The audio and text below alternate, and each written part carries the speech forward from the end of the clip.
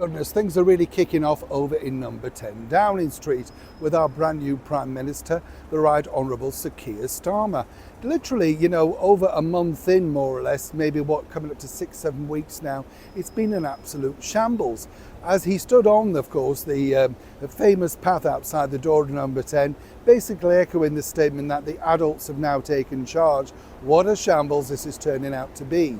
Free Gear Keir is now what is being called. That's all thanks to the many freebies that he's now picked up since taking office.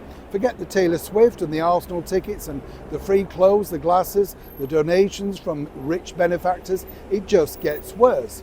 The biggest problem now, though, that Free Keir has got is leaks. No, not in the Downing Street roof, or indeed from our favourite cat, Larry the Downing Street cat.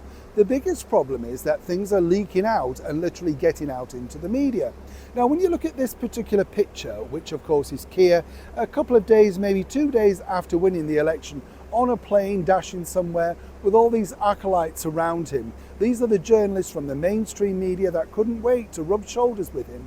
Well, very quickly they're realising that they backed the wrong cookie, and even they are now turning on the British Prime Minister.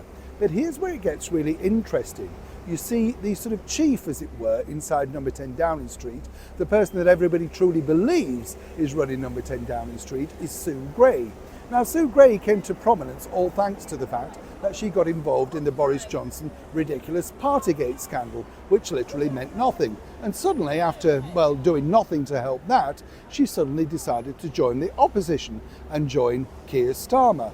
Well, he must have thought he'd hit pay dirt because there was some kind of loyalty. Oh no, she demanded a pay rise and got it, £3,000 more than him. But this was going to be between them, and then it leaked out. Now, Thin-Skinned Keir has gone incredibly upset.